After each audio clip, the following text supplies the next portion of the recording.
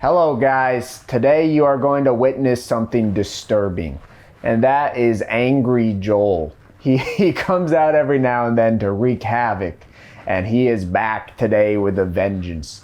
The only reason I didn't address this sooner is because I thought it was way behind us, but today it reared its ugly head one more time, and it's about time I make a freaking video about this.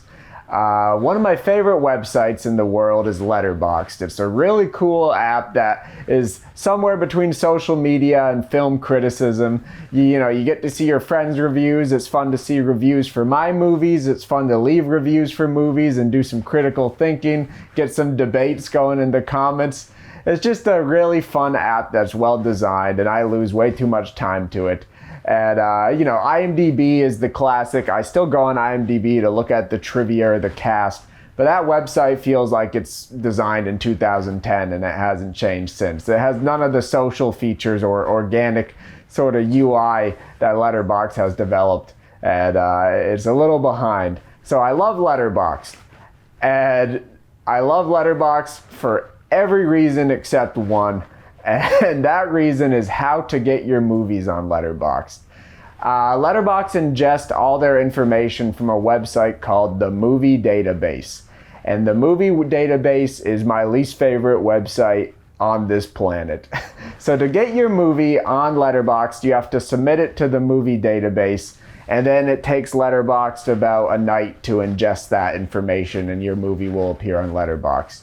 The problem is, for over 5 years now, me and a ton of independent filmmakers have contested with one salty virgin on the Movie Database, one moderator who does not want to consider our movies.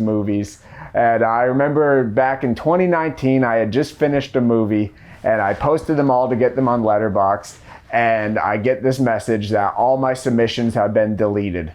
And I messaged the guy, I'm like, why do you delete these? And he's like, these aren't professional movies. These aren't real movies. He's like, if I allow your movies, I have to allow people's cat videos. That was a direct quote. He said, I have to allow people's cat videos if I allowed your movies. Just such an obscene exaggeration. Such a disinterest in engaging with art in an impactful or creative or new way. So set in his ways, so digging his heels in, and every filmmaker I talk to has dealt with this person.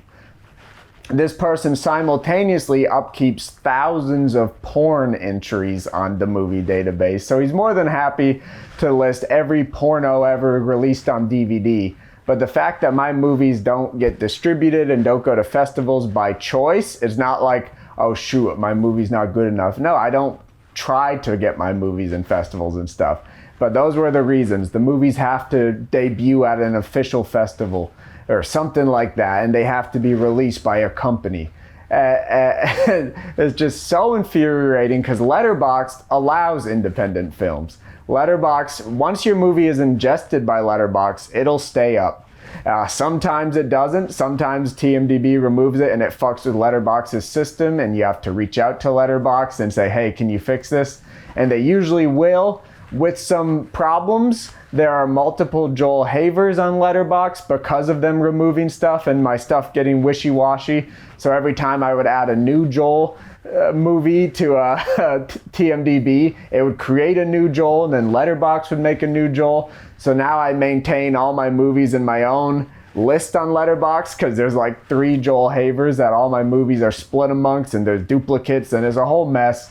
And I've asked Letterboxd so many times to fix this, and they say their team is too small, it's cost prohibitive to make their own database.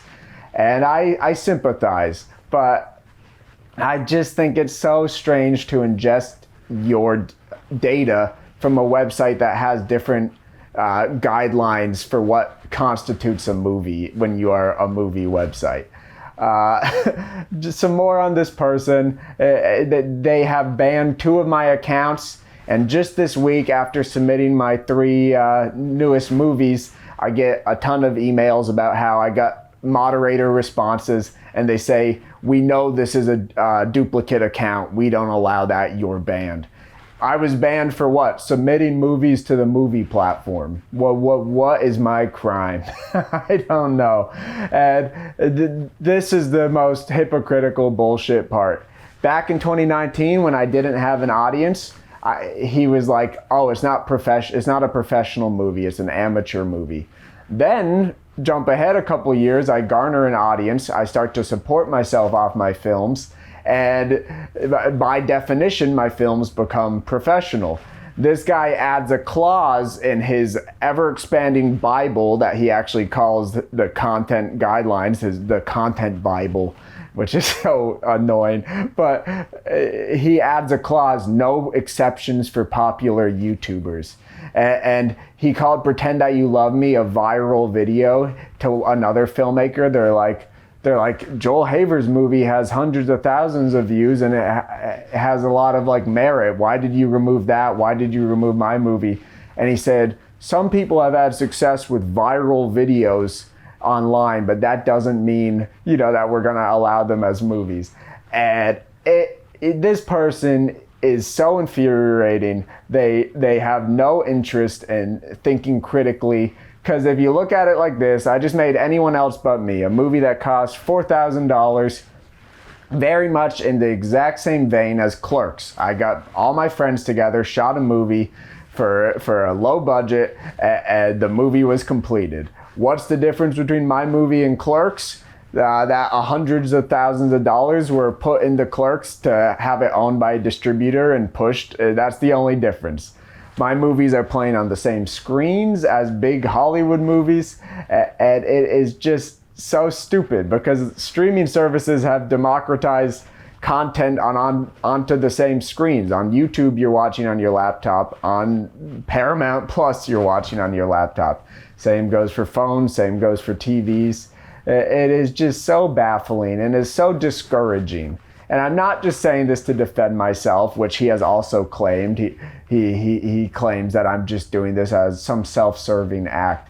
But as somebody who has bet my entire career, my entire philosophy on filmmaking on the little guy, I believe in people who are disadvantaged. I believe in people who are poor, people who don't have the means to make a bigger movie. My whole platform is about uplifting these people and showing them that they can. And TMDB, the movie database, has made their opinion abundantly clear that movies made by poor people, disadvantaged people, marginalized groups are not valid because those movies are not ingested by the corporate overlords in the machine and not pushed into exorbitant expenses. It is such a lazy take on filmmaking. It is such a fucking backwards, fucking same take you'd have in the 1950s when people first got their cameras and were making stuff on their own. When cameras finally became a consumer product and people started doing it. Same lazy fucking take that people had in the 90s when video cameras started spreading around, and now we have tons of classic movies like Clerks or Mumblecore or Dogma 95. These movies that were made outside the studio system, made super simply. It is ignoring the next step in film history in such a willful and ignorant way that it pisses me the hell off. And now I'm IP banned from making accounts and posting my movies on Letterboxd. Dan Lotz is IP banned. There's just a whole swath of filmmakers who are just trying to get their film on a platform they like, Letterboxd, which is a great platform to get new fans, get people aware. I love reviewing movies because I have enough of a following that I could have people take a chance on a really small movie using my platform on Letterboxd. And that's a really exciting power to have. It's exciting to be able to spread the joy of these independent creations. And the movie database is putting up the stupidest wall between just enjoying these movies and getting them out to people. And IMDb allows these movies. I respect that. But IMDb has its own share of problems. The filmmaker Cody Clark has written an extensive investigative piece about how he has a stalker who has made a bunch of fake accounts on IMDb and has rated all of his movies 1 star, and he's done the same to me. He's done the same to Dan Lotz. So if you look at my movies on IMDb, they have super low averages, and that's not because it's indicative of popular opinion. If you just look at the ratings, it's like 50 one-star reviews, and then the other reviews are all more on the high side. But just this guy, this sore loser, has ruined me and a bunch of independent filmmakers' ratings on IMDb. So that has its own problem. Letterboxd dealt with this guy. So Letterboxd, still great, just change your database. IMDb said they couldn't prove it was the same guy, even though it's so blatantly obvious because 50 one-star reviews appeared on all of our movies the same weekend. That's not going to happen. And Cody has proved the IP was the same guy. It's a whole different saga. All the platforms have problems. The movie database is a useless website. No one goes on it. Get rid of it, Letterboxd. Talk to IMDb. Maybe you guys could help each other out and create the perfect harmony. I don't know. I love movies. That's why I fight for stupid shit like this, because it just pisses me off. And like I said, it tells people who are told by everyone that they can't. It just lumps on that you can't, that discouragement, and it is so stupid. It is not true. You can make movies. You could do whatever you want. They are legitimate movies. They're beautiful movies. They're better than a lot of the slop we're getting served. They're better than porn DVDs. So just carry that pride with you no matter what stupid roadblocks you hit. And I love you guys. Keep making movies and tell Letterboxd to fix this shit. Bye-bye.